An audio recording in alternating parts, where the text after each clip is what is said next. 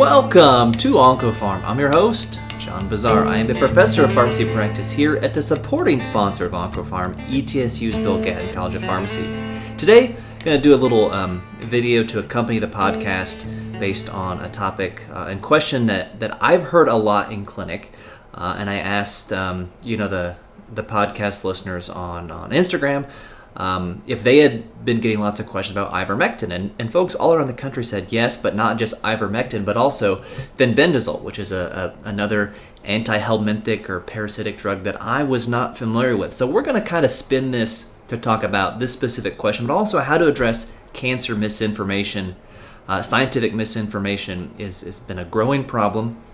And so as any good oncology pharmacist, I go to the literature and I find a really nice review article that I'll actually link in the show notes, which cited this study by London colleagues from JCO oncology practice from a couple years ago. And they kind of lay out 4 principles in the study of addressing cancer misinformation. The first is to try to understand the misinformation. And to quote Ted Lasso, don't be judgmental, be curious, and be honest about what you know about the subject, and ask about the source. Where did you hear this? And if you're not familiar with it, don't dismiss it. Nobody likes people who are dismissive, and they're not going to trust you. But look into it and say, I'm not familiar with it. I'll look into it. And then you want to educate and correct misinformation. So call a spade a spade, and explain why the misinformation is information and is not correct. And oftentimes this could be a different context. So you could imagine a patient who had an uncle who had melanoma and took pembrolizumab or Keytruda for like a year and a half, and their disease is gone. And they're like, I'm getting Keytruda because I know it worked for my uncle. It's going to work for me. Well, maybe that's not going to work for your sarcoma because it's a different cancer, and they're kind of missing the context there. And that can be sometimes maybe easy, sometimes hard to correct that. Oftentimes patients may, and certain physicians are guilty of this too, extrapolating preclinical work that's not quite ready for patient care, or maybe not ready for patient care on a broad level. And then you want to apply it to the patient situation and come back to why this misinformation is going to make a difference for this patient. And then, because so many people are doing their own research, help fill in the gaps of what appropriate research looks like so they can educate themselves and so they can search on their own. And then you want to preserve that patient-clinician relationship. One of the things that always bugged me in the height of the opioid epidemic in this country is patients who were diverting their opioids or misusing them. They were kicked out of clinics. And that's just going to lead to trying to find opioids in more dangerous ways than trying to carefully in a prescriptive way, literally de-prescribe their opioids and still say, hey, we're not going to prescribe your opioids because you have shown us that you're not using them correctly, but we still want to help manage your diabetes and hypertension. If you just kick them out of the clinic, you're erasing that patient-clinician relationship. And then you want to say, I really am glad that you're doing this research, that you're looking into it yourselves. Patients who are trying to take ownership of their treatment are probably going to do better and be better patients than those who say, whatever you say, doc, I don't care. It's not up to me. Whatever happens, happens. And they're not actually engaged in shared decision making. Sometimes those are easier patients to take care of because they'll do whatever you say. But that can also lead to sticky situations where they're not really engaging in and knowledgeable about what the risks and benefits are. And that's going to show up over the course of treatment. So, I mentioned that this has come up, this ivermectin and fendbendazole, and so you can do Google Trends searches, and you can see here this first week of January, both fendbendazole and ivermectin, there were big spikes in how often these were being searched over time. And you can see that they have, fendbendazole has come down a little bit to baseline, but is still higher than what it was going back a year, and there's still some pretty regular searches of ivermectin cancer and fendbendazole cancer. And this seems to have come from a podcast. It's always podcasters, right? That Mel Gibson appeared on the Joe Rogan podcast that first week in January, right the same time that this started, claiming that friends were cured from 2 drugs to treat worm infestation. I will acknowledge I did not listen to the podcast, but this is something that people have said. This seems to be the source of this, and this was written up in the Economic Times. So obviously a very popular podcast. People listen to, people hear about it, and then they start to do some more research about it. And so here's kind of how this has gone down, because I've been asked to talk to patients who are curious about ivermectin, and if we apply those principles, let's seek to understand the misinformation. Where did you hear about that? I have not heard it was from the podcast. I've heard, actually, someone said that their primary doctor told them about it, or friends had told them about it. And honestly, I've never heard of ivermectin treating cancer. I'll look into it and see if I've missed anything. And I'll kind of show you what that looks like. But the National Cancer Institute has good resources that's written at a patient level for both the established kind of national standards for treating cancers, and for clinical trial options that are experimental but maybe promising. They also talk about that as well on there.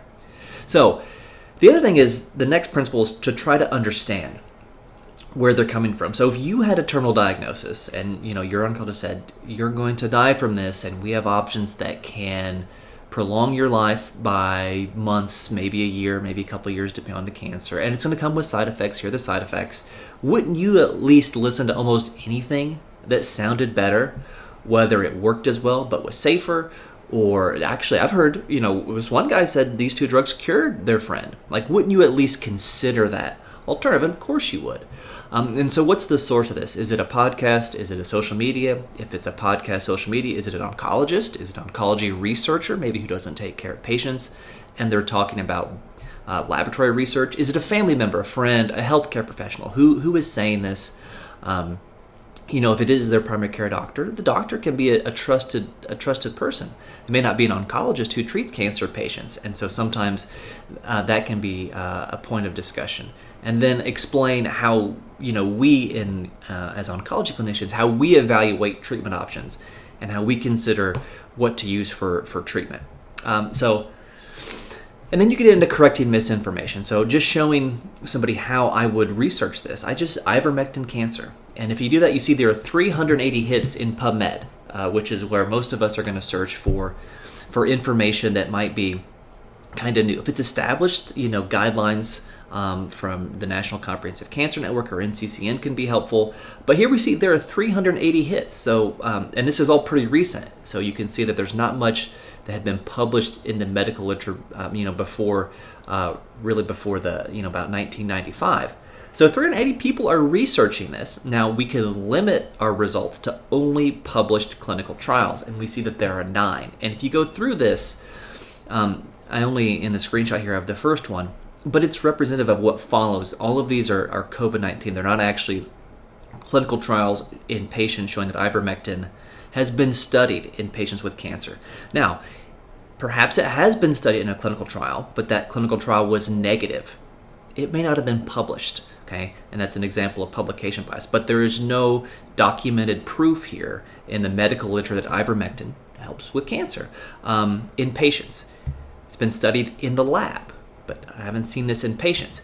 By contrast, cisplatin has over 10,000 published clinical trials of cisplatin for different types of cancer. So 11,000, and there might be some, cisplatin cancer, you might not get every single one of those 11,000 hits is a clinical trial for cancer, because we saw here for ivermectin that we got 9 hits and none of those studies are actually for cancer. But there's certainly a much broader breadth of evidence for cisplatin for treating cancer, and not all cancers. And then talking about the science, so ivermectin, it works based on its PI. It was approved in 1996. The prescribing information says that the way it kills parasites is it binds to a chloride ion channel of invertebrate cells. And cancer cells are vertebrals. They're vertebrate cells. They're like us. They're humans. And this drug was approved in 1996 for some of these parasitic infections. And if a company had a drug and had a patent on a drug, surely they would test to see if it worked, because they could make money off of it. So that's kind of the trust in capitalism argument, I guess. The other thing that we don't know is ivermectin is dosed 1 time, 2 times, maybe 3 times to treat the parasitic infections. And so we don't know the safety of higher doses that some people are pushing to treat cancer, or long-term dosing, or if we give it with chemotherapy. We don't know if it's safe with chemo. We don't know about the drug interaction potential with some of our cancer drugs and supportive care drugs. And then finally, the way that cancer develops, it develops from mutations in normal cells. So even though a cancer cell is an abnormal cell, it still has a lot of the same architecture and the same going on the inside of the cell of healthy cells. And so the way that we kill cancer cells almost invariably is going to kill some healthy cells. The more different the cancer is, maybe there's something very different in a pathway that we can target that will spare more healthy cells. But it's very rare to find a drug that treats cancer that has no side effects, no collateral damage on healthy cells, because the healthy cells are actually somewhat similar to the cancer cells. So parasites are very different than other cells in our body. That's why it's pretty easy to cure parasitic infections with one dose of something like ivermectin without causing a lot of collateral damage to the body. And then, as one cancer researcher that I worked with in the past, we were looking at a basic science study, about a new compound to treat cancer. And people were impressed, and he said, well, it only kills these cancer cells, this cancer cell line, at really high concentrations. And in my experience, like pretty much anything at a high enough concentration will kill cancer cells in a lab. That doesn't mean it's going to translate to being effective in humans, because that compound in the petri dish might be really easy to get high concentrations in a petri dish, but it might be pretty hard to get that drug actually at that high enough concentration physically inside a human body, let alone that high concentration causing side effects that you wouldn't see, in a petri dish or a cell line. So that would be kind of the way that I would explain the misinformation for something like ivermectin. And then, cancer.gov has, good patient-centered advice on how to treat cancers. And if someone is dead set on ivermectin, I would say you go to clinicaltrials.gov and you can search ivermectin cancer, and there is currently one study recruiting for the use of ivermectin and a monoclonal antibody for triple-negative breast cancer. And you could find this online, and you can contact, the site doing the study and try to go there and be treated on study. Because if you want to use this, it would be experimental, because we don't have evidence that it is safe or effective for cancer. And so any experimental drug should be done in the context of a clinical trial. And then you bring it all back to the patient. I'm glad that you shared this with me, and that you've done your research, and thank you for being honest and letting me know. Ultimately, it's the patient's body, it's their life. If they don't want to take Folfox for their colon cancer and they want to do ivermectin, say, I would not recommend that. Now, it's possible this drug is being studied at certain places in the lab. Maybe in a few years, it is going to be a good drug. Right now, we don't know that. And there's already, a lot of unknowns with your cancer treatment. We don't know how well it's going to work. We know kind of on average how well it works. But if we add ivermectin, we don't know. It's another unknown. And right now, we don't need a lot of unknowns.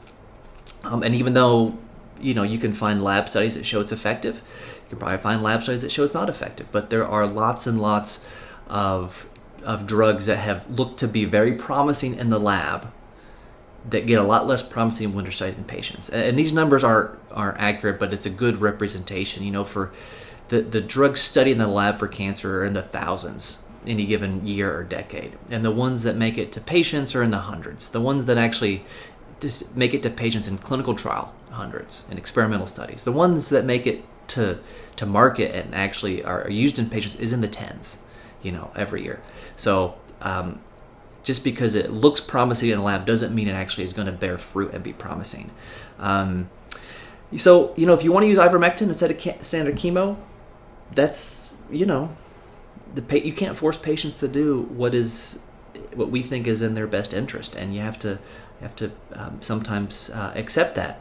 But you should counsel them that is not what you would do, not what you would recommend. So that's an example of kind of how I, after kind of looking at some of this information on medical misinformation and cancer, how I'm going to handle these conversations going forward, what I'm involved in. So that's what I have this week for the podcast. Thank you for listening. You can follow me on Instagram at OncoPharmPod. I've got some slides that'll be on YouTube at OncoPharmPod channel. And until I talk to you again, remember, doses matter.